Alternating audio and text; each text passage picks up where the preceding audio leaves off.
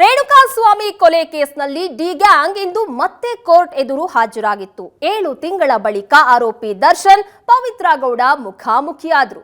ಕಣ್ಣೀರು ಹಾಕಿದ ಪವಿತ್ರ ಗೌಡಗೆ ದರ್ಶನ್ ಸಂತೈಸಿದ ಘಟನೆಯೂ ನಡೆಯಿತು.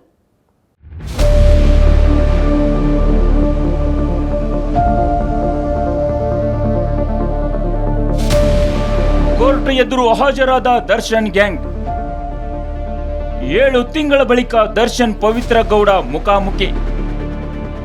ಪವಿತ್ರ ಗೌಡ ಕಣ್ಣೀರು ಬೆನ್ನು ತಟ್ಟಿ ಸಂತೈಸಿದ ದರ್ಶನ್.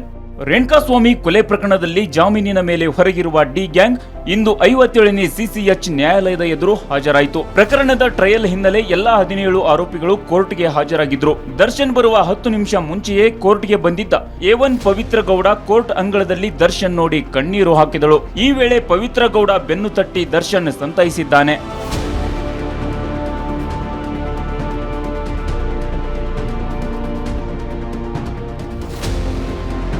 5 ದಿನ ಮೈಸೂರಿಗೆ ತೆರಳಲು ದರ್ಶನ್ಗೆ ಅನುಮತಿ. ಕೊಲೆ ಆರೋಪಿ ದರ್ಶನ್ ಕೆಲ ದಿನಗಳ ಹಿಂದಷ್ಟೇ ನ್ಯಾಯಾಲಯದ ಅನುಮತಿ ಪಡೆದುಕೊಂಡು ಮೈಸೂರಿಗೆ ತೆರಳಿದ್ದರು. ಅವಧಿ ಮುಗಿದ ಬಳಿಕ ಮತ್ತೆ ಬೆಂಗಳೂರಿಗೆ ಮರಳಿದ್ದ. ಮೈಸೂರಿಗೆ ತೆರಳಲು ಮತ್ತೊಮ್ಮೆ ಅನುಮತಿ ನೀಡಬೇಕೆಂದು ಕೋರ್ಟ್ಗೆ ಅರ್ಜಿ ಸಲ್ಲಿಸಿದ್ದ. ದರ್ಶನ್ ಅರ್ಜಿಯನ್ನ ಕೋರ್ಟ್ ಪುರಸ್ಕರಿಸಿದ್ದು ಜನವರಿ 12ರಿಂದ 5 ದಿನ ಮೈಸೂರಿಗೆ ತೆರಳಲು ಅನುಮತಿ ನೀಡಿದೆ.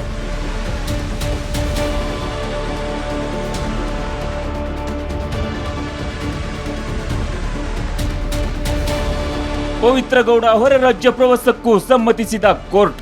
ರೇಣುಕಾಸ್ವಾಮಿ ಕೊಲೆ ಪ್ರಕರಣದಲ್ಲಿ A1 ಆಗಿರೋ ಪವಿತ್ರ ಗೌಡ 1 ತಿಂಗಳ ಮಟ್ಟಿಗೆ ಹೊರ ರಾಜ್ಯಕ್ಕೆ ತೆರಳಲು ಅನುಮತಿ ಕೋರಿ ಅರ್ಜಿ ಸಲ್ಲಿಸಿದ್ದಳು. ಪವಿತ್ರ ಗೌಡಳ ಹೊರ ರಾಜ್ಯ ಪ್ರವಾಸದ ಮನವಿಗೂ ಕೋರ್ಟ್ ಸಮ್ಮತಿಸಿದೆ.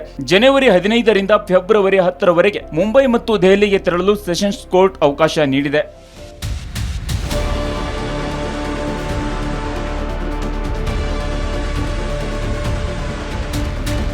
ದರ್ಶನ್ ಪವಿತ್ರ ಗೌಡ ಮಾತ್ರವಲ್ಲ, ರೇಣುಕಾಸ್ವಾಮಿ ಕೊಲೆ ಕೇಸ್ನ ಇತರ ಆರೋಪಿಗಳಿಗೂ ಕೋರ್ಟ್ ರಿಲೀಫ್ ನೀಡಿದೆ. ಆರೋಪಿ ನಾಗರಾಜ್ಗೆ ಮೈಸೂರಿಗೆ ತೆರಳಲು ಕೋರ್ಟ್ ಅನುಮತಿ ನೀಡಿದೆ. ಅದೇ ರೀತಿ ಚಿತ್ರದುರ್ಗದ ಆರೋಪಿಗಳಾದ ರಾಘವೇಂದ್ರ, ಜಗದೀಶ್, ಅನುಕುಮಾರ್ಗೂ ಚಿತ್ರದುರ್ಗಕ್ಕೆ ತೆರಳಲು ಅವಕಾಶ ನೀಡಲಾಗಿದೆ. ಫೆಬ್ರವರಿ 25ಕ್ಕೆ ಕೋರ್ಟ್ನಲ್ಲಿ ವಿಚಾರಣೆಗಿದ್ದು ಈ ಎಲ್ಲಾ ಆರೋಪಿಗಳು ಮತ್ತೆ ನ್ಯಾಯಾಧೀಶರ ಎದುರು ಹಾಜರಾಗಬೇಕಿದೆ. ಬ್ಯೂರೋ ರಿಪೋರ್ಟ್, ಏಷ್ಯಾನೆಟ್ ಸುವರ್ಣ ನ್ಯೂಸ್.